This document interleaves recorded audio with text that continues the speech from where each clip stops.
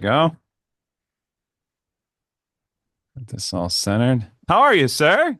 Yes, sir. Pretty good. Oh, forgive my tardiness. I I've got quite the day going on, that's for sure. But appreciate your patience. Well, welcome to LeezFeed, where the truth and the mic become acquainted. Incredible. Right. So, Yes. Abortion has always been something that was very important to me since the 70s when Roe v. Wade was first introduced. And before I get into that, I'd like for you to explain who you represent and what are your aims and goals of your organization. great, great. Well, um, Your name is what's Brian. that? Your name is Brian Westbrook. That's right. with That's right. NBA. Coalition Life started back in 2011. My wife and I and a handful of other people pulled it together, made it happen, and we started right in front of the abortion facilities on the sidewalk, talking to women as they were approaching that Planned Parenthood. And we had great success. They were leaving, they were choosing life, they were saving their babies, and we were excited to be part of that whole process. And so that kept growing, and we started the pregnancy center here in St. Louis, where we have nurses on staff that provide medical assistance through ultrasound, pregnancy testing, STD testing as well, along with incredible coaches as well who kind of help them through that whole process. And then finally, we're continuing to grow beyond the St. Louis area. We're up in Chicago, down in Southern Illinois, and Carbondale, along with out in Kansas City as well. And so we're continuing to grow and serve as many clients as we possibly can. So we served about 1,100 clients last year through the work we do on the sidewalk, but also our pregnancy center.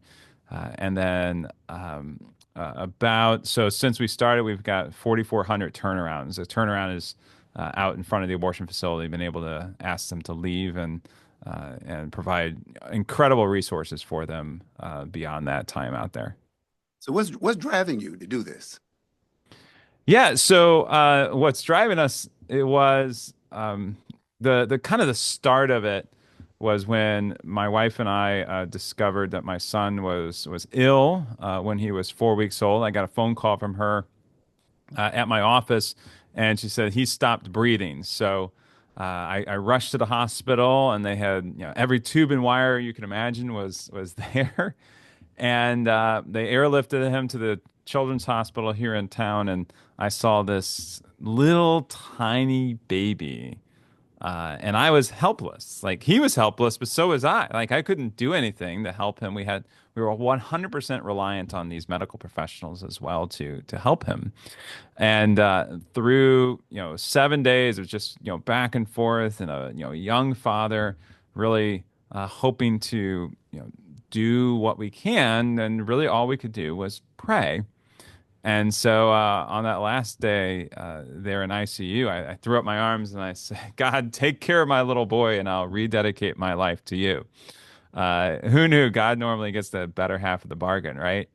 And so after that, of course, 3 days later, we take him home, perfectly healthy, now a pain in the butt teenager at 17 years of age, uh, which is great.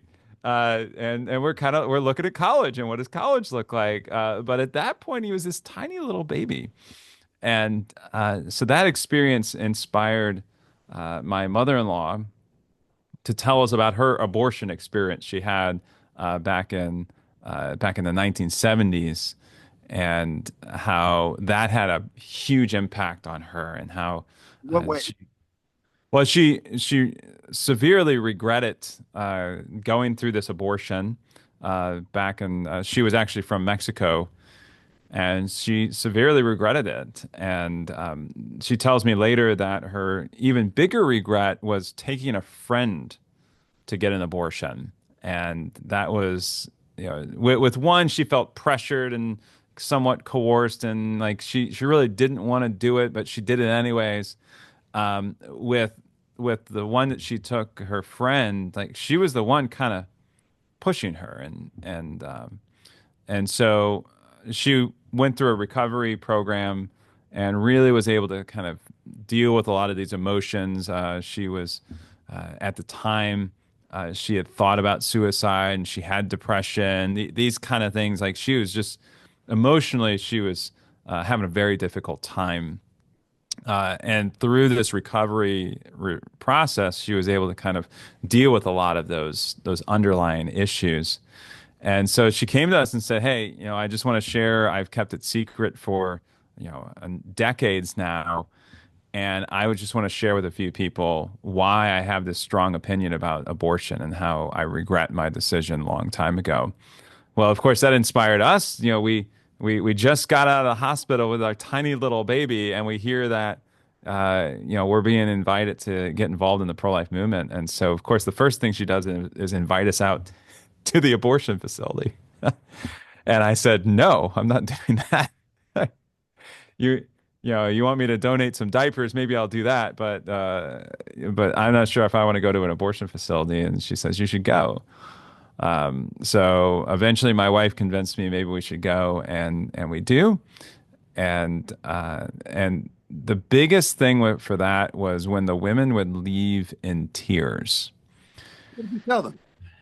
What's that? What did you tell the people who you consider to be turnaround? What did you tell them? Well, so early on, when they were leaving in tears, I didn't have anything to help them. I didn't have literature. I didn't know what I was doing.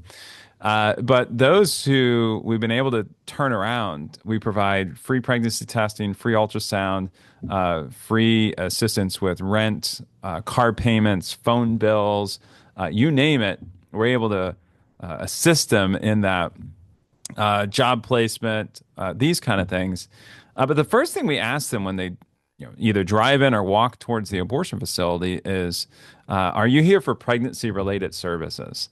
That's a very simple question. And normally they answer it very honestly. "Yes, I am," or "No, I'm not." And okay. But then all of a sudden we started a conversation. All too often in the pro-life movement, if someone's walking into an abortion facility or thinking about having an abortion, the first thing we say is, "Don't kill your baby." And that woman, the first thing she does is say, "Well, I don't want to talk to you." I'm not sure I'm ready to talk to you about this. I know that it's a baby. I mean, not one client that we've talked to has ever said, "Oh, I don't know that it's a baby." Of course they know it's a baby. Uh, so we want to start with a gentle approach of starting a relationship with them within 10 seconds, right? So, "Hey, are you here for pregnancy related services?" And then it's like, well, if they are, then we ask, "Hey, do you know if it's a viable pregnancy?" Again, it's just a question. And so what is a viable, of course, clients are like, "Well, what is a viable pregnancy? I'm not sure if it is or isn't a viable pregnancy." So, well, if it's not a viable pregnancy, you don't quote unquote need an abortion today. And of course, that intrigues a lot of clients. Like, "What do you mean I don't need an abortion?" Well, unfortunately, a third of the pregnancies do in fact end in a miscarriage. And there's a lot of abortions that happen that could, unfortunately, but still happen, end in a miscarriage. So the only way to know if it's a viable pregnancy is to do an ultrasound. In fact, we have an ultrasound right across the way, right down the street, right here. And it's a very simple conversation that starts with the genuine love for that client, and of course, so that's the first like 10 seconds. But beyond that, we're just talking about their needs. How can we help them? What kind of things are they inspired to do? What do they want to do? And then through our coaching, so in our pregnancy center, our coaching is very much like, what does 5 years from now look like for you? And at some point along the way, if they're willing, if they're planning or hoping to parent at some point along the way, like, "Hey, whether it's this child or a different child, what would you name them?" do this here. So what is put into their head with reference to the news media and the prevailing thoughts about a zygote, an embryo, or a fetus? When does life start? So don't you think that a lot of them got their information from these particular topics in order for them to justify or think that when does it start? Well, Yeah, I think so great question. The A lot of that discussion happens around, our political debates and sometimes debates in our churches and community groups. But what we find is the vast majority of those clients who are going to get an abortion, they feel more pressured, coerced, forced, or just ignored. And when the clients walk into our pregnancy center or we meet them on the sidewalk, they know it's a baby. They don't call it a zygote. I mean, a handful of clients, some of the clients will call it a parasite instead of a more of a scientific or medical terminology. But most of the clients, they'll call it a baby. They know it's killing a baby. This was one of the biggest surprises when I got involved in the pro-life movement. I thought, well, of course, all the memes and the rhetoric and all the stuff that we argue about on social media, of course, that's going to be the same arguments we have in front of the abortion facility with these clients or in our pregnancy center here at Coalition Life. But in fact, it's more about my parents just ignore me, or my boyfriend, he's just completely disowned me, or I just can't make my rent payment. I just can't make my car payment. This is just not the right time. Those. Go that's ahead. wrong because I'm thinking about the terms of reproductive rights and economic issues causes these things to happen. I'm thinking that the prevailing political and social pressure, or it gives them a way out of saying, if I get rid of it, it's cool because guess what? It's reproductive rights. Mm. What about the rights of that little guy riding in that womb? Right. Right. What about the little guy or little gal? If we're talking about women's rights, half of pregnancies are girls, little tiny girls. And I have daughters of my own, and I couldn't even imagine at all to have them literally. I mean, we're talking about in abortions, you're either starving them with chemicals or burning them with chemicals or using clamps and suction tubes to dismember these babies. And Not that anymore. There used to be a time where girls were allowed to, or they had to go through a process of actually knowing how the baby was going to be aborted with the saline mm, solution or the suction method or whatever. Is that illegal now? no, so at least in the state of Missouri, I think it's very state by state. And in Missouri, prior to Amendment 3, so Amendment 3 passed last November, and it just wiped away almost every single one of our pro-life laws in the state. We did, in fact, as a state, require a booklet to be given out. Of course, the abortion industry says, well, that's not scientifically based. And I flipped through every page. It's science, right? It's it's the development of a child. And so, of course, they're arguing that, well, that's just, religious. Like, well, there's nothing religious about it. It's science. It's fact is what it is. But they don't want you to know that. You don't want to see. I mean, sometimes in our pregnancy center, we'll have these little fetal models, and so we'll figure out how far along the client is. Say, oh, I'm 6 weeks or I'm 10 weeks or whatever that might be, and we pull out, a little a little model and say, hey, this is your baby right here.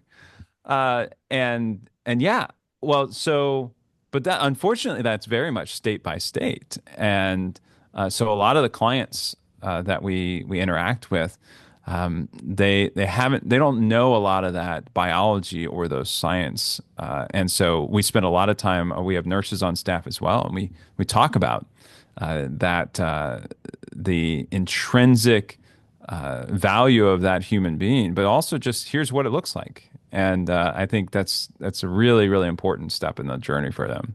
I think that the people are pro-abortion are outspending.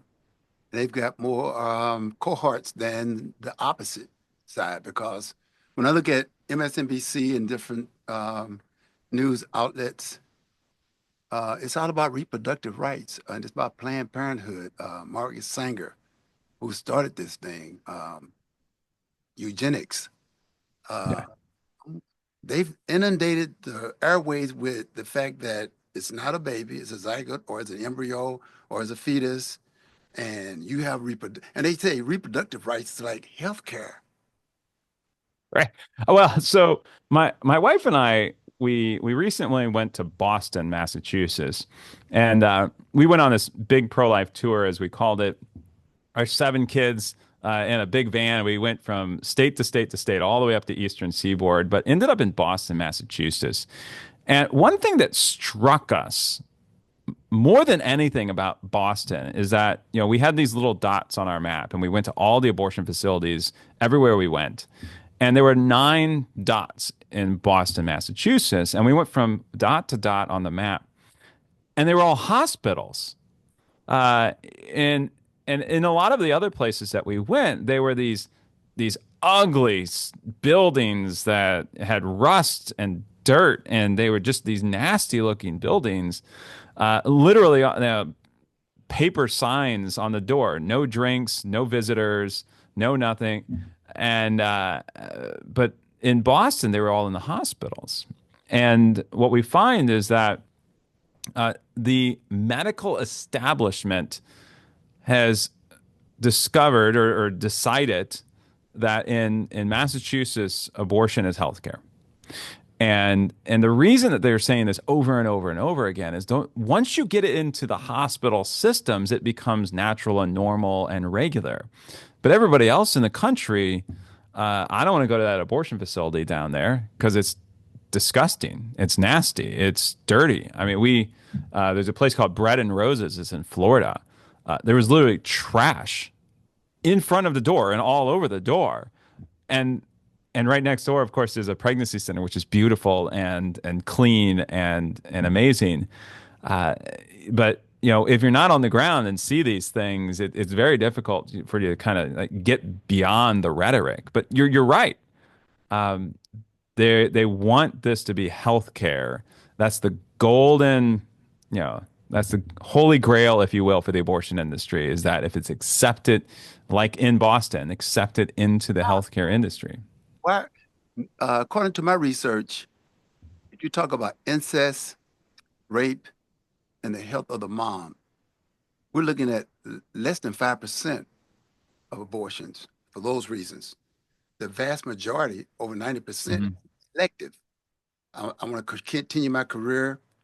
I want to continue to play sports. I can't take care of it. It's Right. 9 kids in my family, from Yeah. 7 to 65 this year.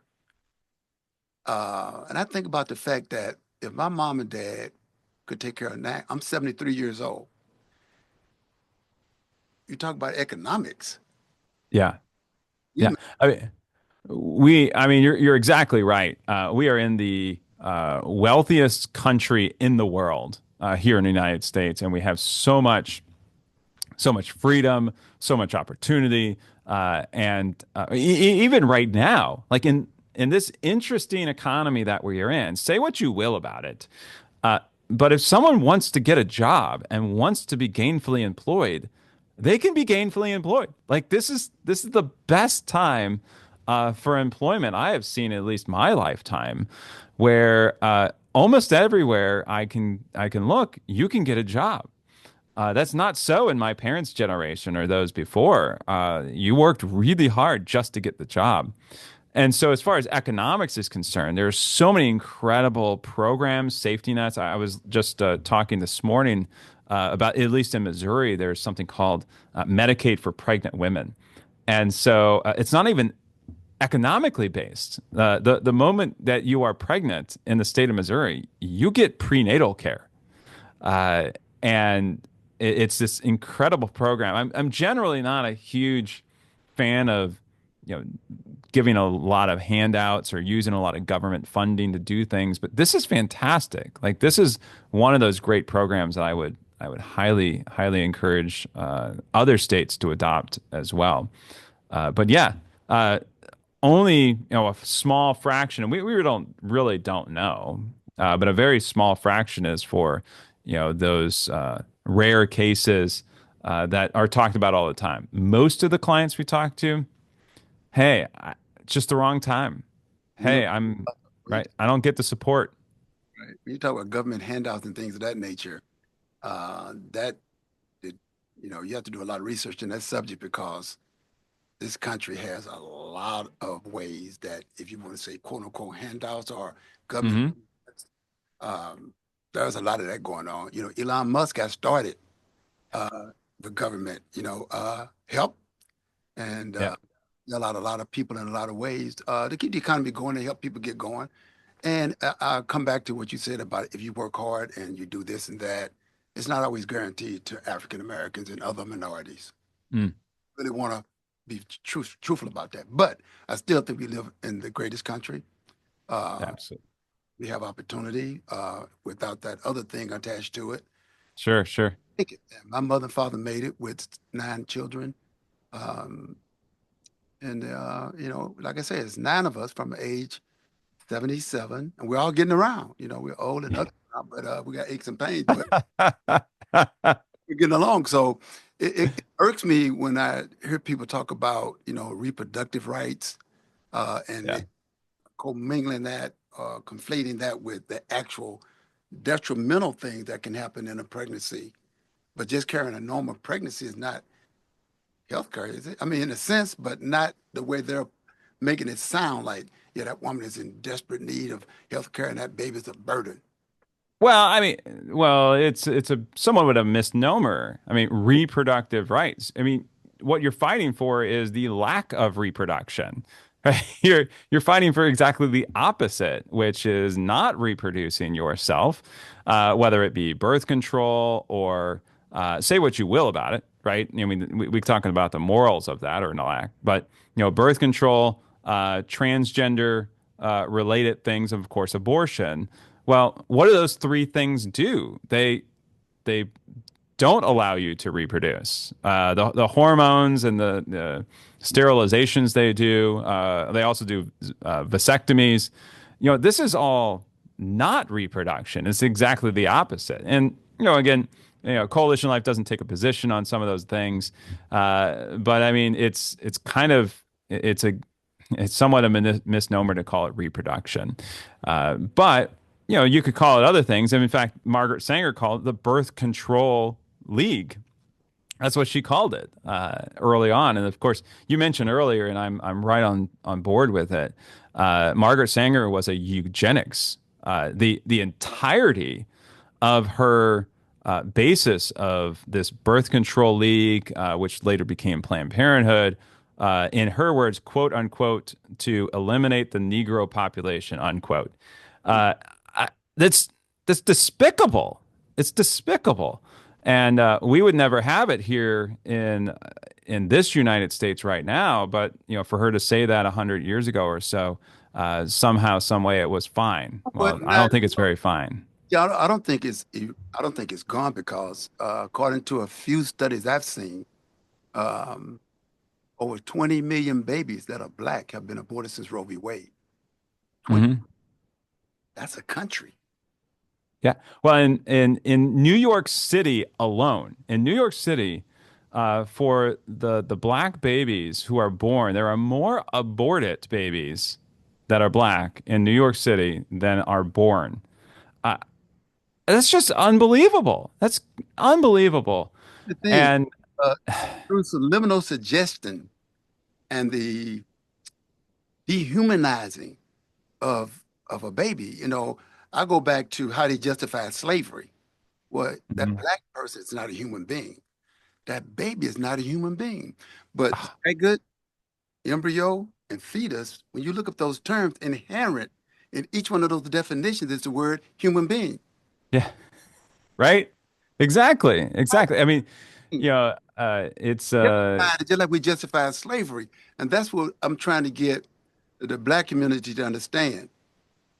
You, how many Willie Mays did we abort with that 20 million? yeah, How many Muhammad Ali's? How many Dr. Martin Luther Kings exactly. lose? How many scholars and inventors did we lose? So what is happening that black is woman is more likely to abort than a Hispanic or a white woman, but they're all Yeah. aborting. So what are we going to have to do to say to people? I know a lot of people have been trying. That is a baby. Yeah. That's a human being, and you can dehumanize it in any way you want. But when you get through it, that tadpole is going to be a frog if you doesn't kill it. Well, I'll tell you, human beings have a very interesting kind of time in the womb, if you will. It's not quite as crazy as tadpole to a frog, right? I mean, our we start developing hands and feet and legs and a brain very, very early in the pregnancy. By the time the mom knows that she's even pregnant, by 10 weeks, you've got all of your limbs and everything's going the way it should be. Human Uh, a human being, and we're human at the very moment of fertilization, that moment that man and wife and sperm and egg come together. We're human from the very beginning. So, I mean, you could be a zygote or an embryo, but be fancy a words for a human being. right. Well, you could also be a bear zygote or a bear whatever, right? But you're a human zygote, right? And in Latin, it's little one is what it is in Latin. But so yeah, this development, one, we're really not teaching it very well in our schools, and if we are, we're teaching it with a slant of well, but you could abort it. It's really not very valuable. A lot of our so I did a debate recently, and a student came up to me after the debate and started arguing. But late term abortion doesn't happen. I said, yes, it does. In fact, last year, more than 20,000 abortions happened after 20 weeks. So, of course, late term abortion happens. And but it doesn't happen that often. I said, okay, well, when is abortion okay then? So, are you okay with abortion early on in pregnancy or late in pregnancy?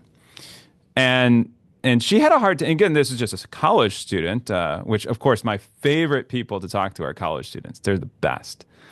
And she says, maybe I would disagree with abortion in the in the ninth month, like right before. I said, well, why? Why would you disagree with abortion at 9 months? I don't know. I don't think it's right. Of course, she has nothing to base it on. Okay, what about the eighth month, the seventh month, the 6 month before? And then you kind of keep going. Like the arguments of why it's wrong at 9 months, right before the baby is born, are the exact same arguments as why it's wrong when you're 10 weeks or 4 weeks along. That it's a human being who has value and dignity and has worth, not because of what it's done, but because what it is, right? This is a human being created from two other human beings that have value. Come to the ideology in this country that I listen to when they talk about anti-abortionists and the people who are presenting the conversation, they talk as if you are against abortion. You're not with it. You just, well, he's an anti-abortionist and woman reproductive rights. What's her name? Minnie, I forget her name. She's with the Planned Parenthood, I think. And they act like you are absolutely just out of it if you're against killing a baby. Hmm. Yeah, Uh, well, of course, they try their darn. Actually, I don't mind to be anti-abortion, right? If I am. I'm okay to be anti-abortion, and I'm, uh, in a sense, I'm anti-slavery. I'm anti, killing innocent people. I'm anti a lot of things, right? I'm anti poison in our water. Of course. And I think that's the interesting thing. Like it's okay to be against the killing of innocent children in the womb. Uh, and it's also okay to be for mothers and be pro-life. I've got a couple of stories I could tell. I was way back. I'm from East St. Louis, Illinois, and I was a young department head for the youngest mayor in this country at that time. And there was a young lady who came to me, and I didn't even know her that well. She knocked on my door in my office, and she came in and she said, "Mr. Coleman, some people told me to come talk to you." I said, "Why?" She said, "I'm pregnant, and the guy that I'm pregnant by, he's not a popular guy, and so forth and so on." I said, "Okay." And she said, "They told me I should abort it." I said, "Don't do that." Hmm. Talked to her and I talked to her, and she didn't do it. Okay, let's fast forward about 30 years later. I get a phone call, and it's this young lady. She said, "Mr. Coleman, Hmm. how are you today?" And she said, "Fine." She said, "I want you to talk to somebody." I said, "Okay." Young man gets on the phone. He said, "Thanks, Mr. Coleman." I said, "Okay, who are you?" I forget what his name was, but he said, "I'm the baby that they wanted my mother to abort, and I'm an engineer." Mm. Wow. You know, those I had another situation I won't get to because somebody might hear this video and they'll know who I'm talking about. But there are so many reasons why they've done it. Hmm. The convenience of that woman who didn't think about that prior to conceiving. I Yeah. had the opportunity to watch my three kids in the delivery room. There's nothing more beautiful than that. All three of them, I got two girls and a boy, and I Yeah. wanted to be there to see that. And that is so precious. Yeah. It, Yeah. So my wife is pregnant with our eighth baby. So I've Father, we had nine. so yeah, the group of people who say, "Hey, you're just getting started," has dwindled more and more. The guy over there with 12 kids, he says, "Brian, you're just getting started at 8." I said, "Tell that to my wife." Right? Like she's doing 99% of the work here. Yeah. Uh, but no, that's a beautiful, beautiful story. And it's beautiful to see a child born. And so like right now, my wife's a little over 20, maybe 23 weeks. Every week there you add a new number. But And but it's interesting when you see that baby write his name on the wall, take his finger or toes or whatever and go, and you can see the baby moving and kicking. And it's incredible. to take that away, Yeah. you want to Yeah. destroy that because of you, for your convenience. There's nothing wrong. You don't have a dangerous pregnancy. And that sometimes there's a dangerous pregnancy. Okay. And you take rape and incest. Okay. If I gave you that 2 or 3%, I still got 97% of the babies being aborted for the convenience of someone. Correct. Give it an Correct. opportunity. I came up in poverty. Hmm. Slave children that were born that came up in slavery who achieved. Frederick, Yeah. Harriet Tubman. So Absolutely. don't Absolutely. predict that I won't thrive because I'm poor. You can't underestimate the human ingenuity. We can make it. Well, I mean, our entire country is built on the idea of people coming over, whether forced to come over into the United States or by choice, but almost everybody comes over with nothing. And so of course through slavery, of course that's even worse. Yet people come with nothing and they create something. And so I mean that's what makes the United States so incredible is because you can create anything from nothing. And of course, there's this thing called luck.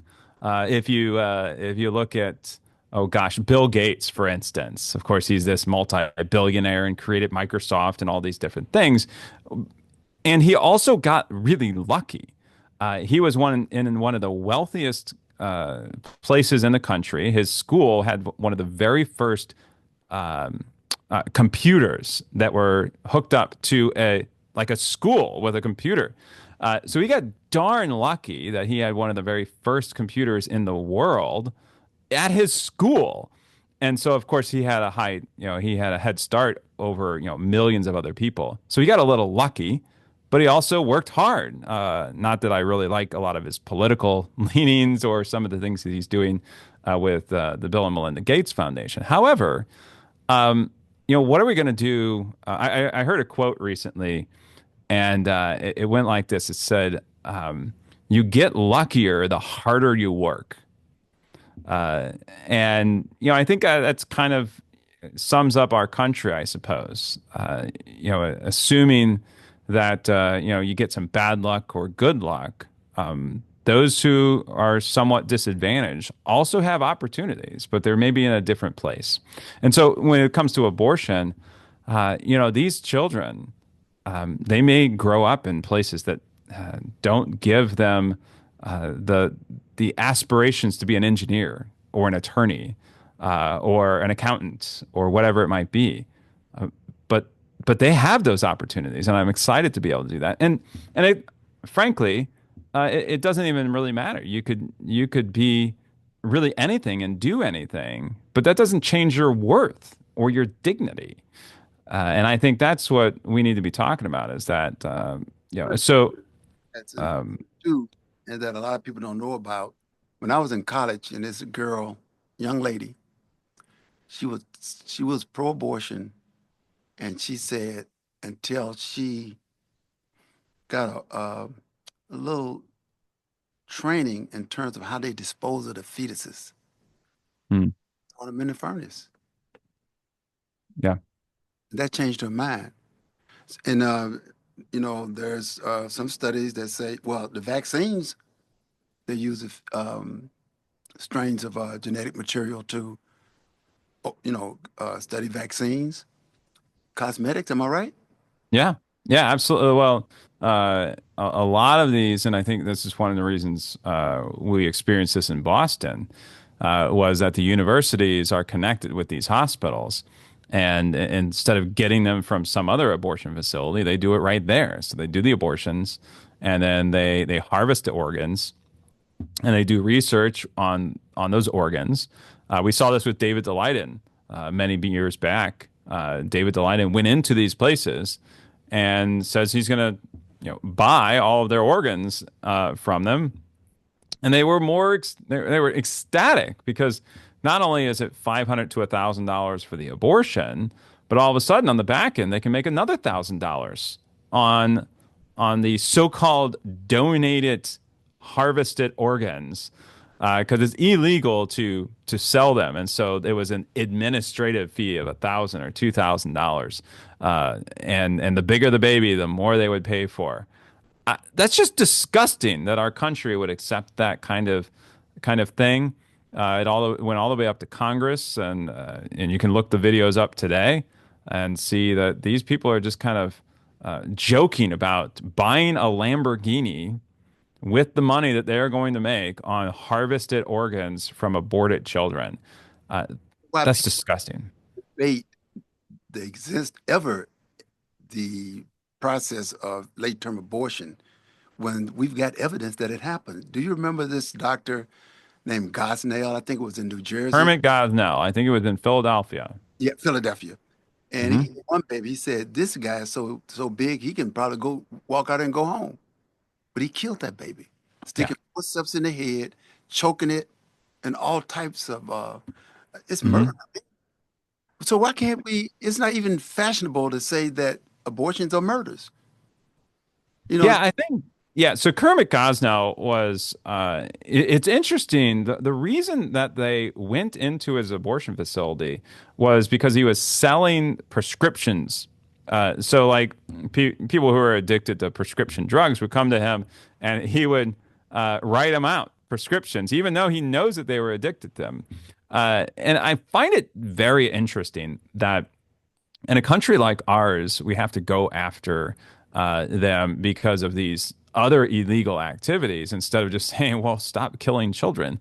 Well, when they got inside, they found that the freezers and refrigerators were full of these babies. He was storing them everywhere he possibly could. And because, I mean, who knows exactly why, but likely the medical waste location wouldn't take them. And I believe they even went to his house, and he had aborted babies in his house, in the refrigerators or freezers in his house. That's just deplorable. It's disgusting. Those babies have unique dignity and worth, and they should be buried in a cemetery, just like any other human being should be buried in a cemetery. These, like you said, what about their dignity? So where do we Yeah, go from here? There's about 100. I'm really interested in the devastating and the impact of abortions on all people, really, yeah, particularly the Black community, because commerce, education, uh, medical, advances are determined by people. And the yeah, more you have, the more likelihood you're going to have someone who's going to stick out and do some things, some real good things for humanity. But they don't get a chance to do that. And there's 100 Black preachers in Ohio who are anti-abortionists, and they talk about the devastating effect that it has. I've been trying yeah. to get those people to talk to them. But what are the church doing to get into these Black communities to talk about what we're talking about? I think it's so important. Yeah, absolutely. I think one of the things at least from my seat and the things that we're doing, is we have to serve first. And I think also the one thing, if we go all the way back to the beginning of my story, it took my mother-in-law, although she was always pro-life, but it took her going through a bit of a recovery process to really, really cope with her own abortion. And I think that's really so. I mean, you talk about how abortion is more prevalent in the Black community, and it's 100% true. The vast majority of our clients have darker skin than I do, definitively. Mhm. And so, as we're meeting them in front of the abortion facility or in our pregnancy center, they are coming from a position of they likely know someone who had an abortion. They may have had an abortion themselves, or even a parent or a loved one might have had an abortion.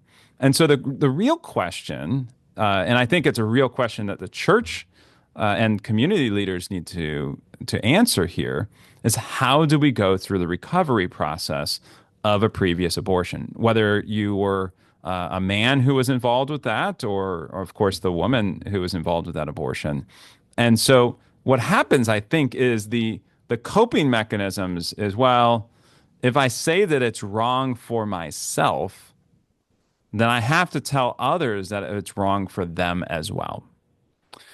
And until we go through a recovery process, and again, this is me talking as a man, but we've talked to thousands of women who have gone through this, and until I can cope, whether as a man or a woman, with a former abortion, it's tough for me to say it's wrong for you, because then it means that it was wrong for me, or wrong for my sister, or wrong for my daughter, or wrong in some way, shape, or form.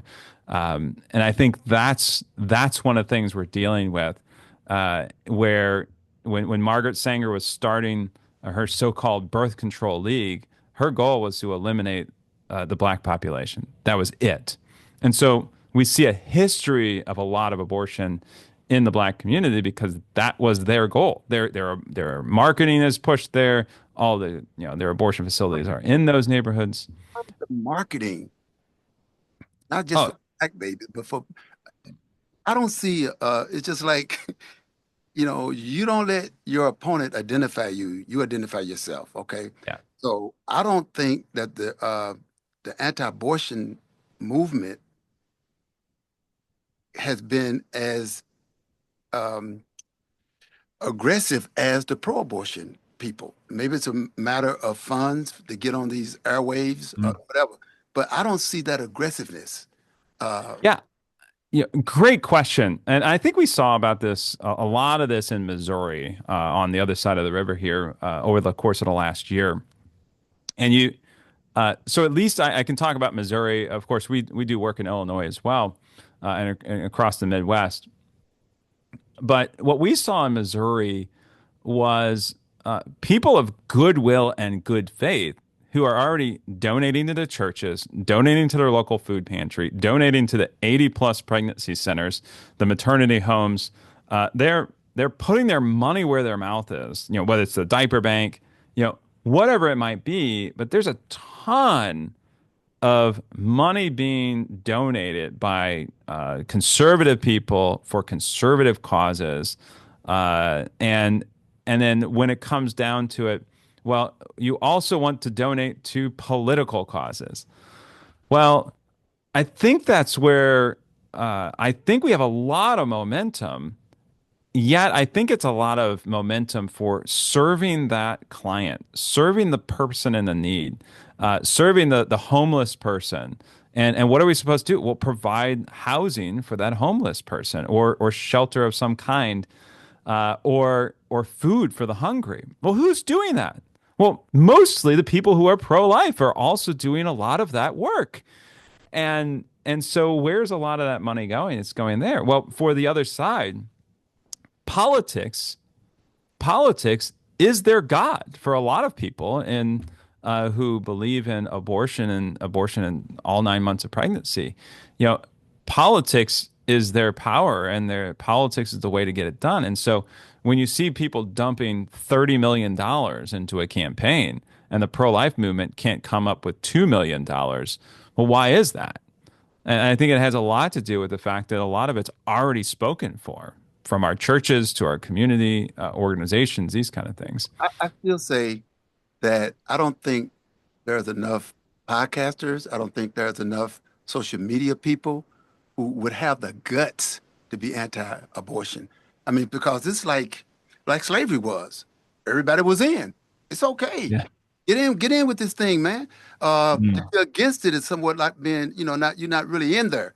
So I think that these people are saying, well, I'm in with the in crowd. I don't want to be Mm. criticized. I want to be politically right. I want to be socially right. Uh, we just gotta those people who are anti-abortion. We've got to step up more. I chased you guys down for about a year to get this interview. I chased Mm. you guys down to in Ohio. I've been making phone calls to those black pastors. Would somebody talk to me?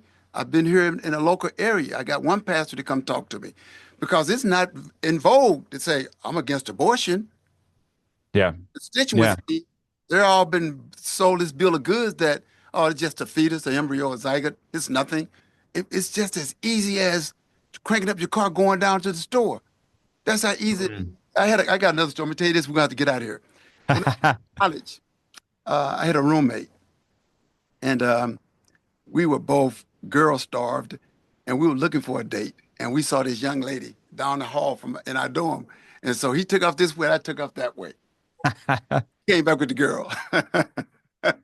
So they got together, and she wanted a baby, so they got Mm. pregnant. Father didn't want that to happen.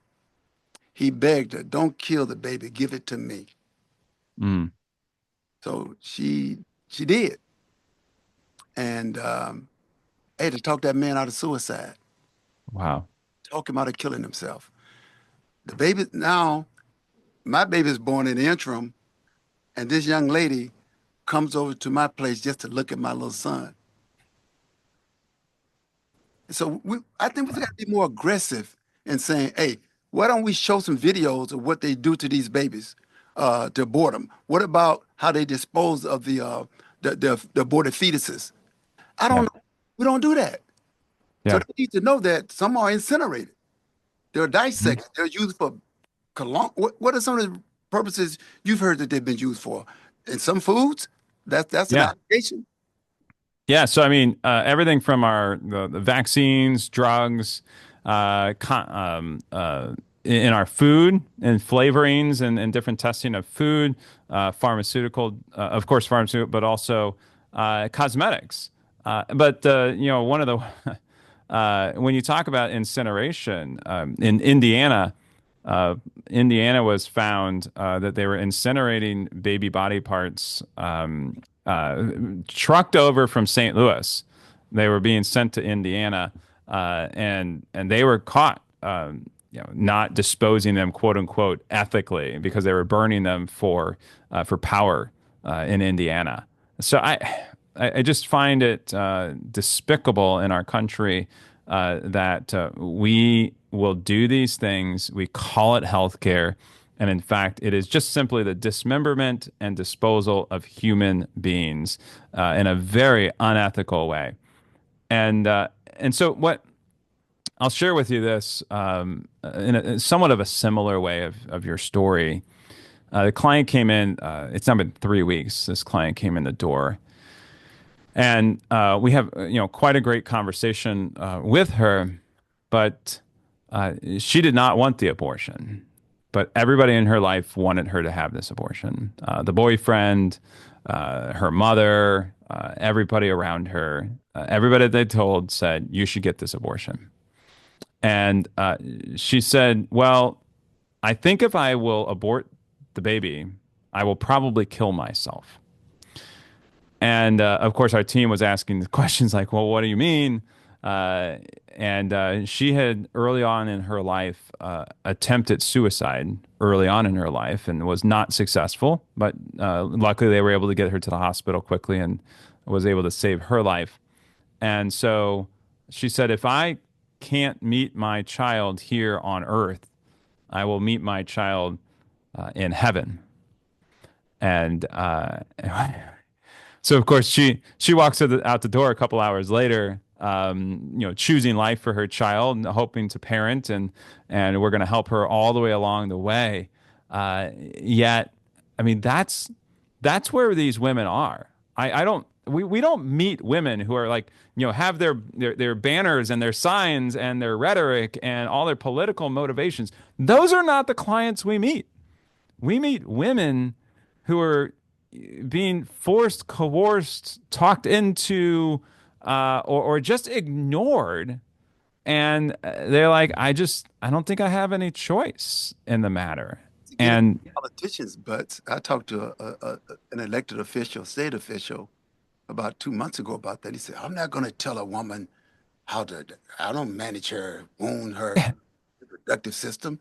What about the little guy, the little girl? I call them guys, girls, both of them. yeah, yeah, Guy riding in the cut, man. What about his life? Give him a yeah, damn opportunity. exactly. Exactly. I mean, so like this is what our clients say. And we just can't do it as a pro-life movement, or frankly, as a society of saying, well, do what you want to do. Well, you know what that really tells that woman? It says, I'm not with you. I don't have your back. I'm not standing with you. I'm not going to like fight for this baby and fight for you.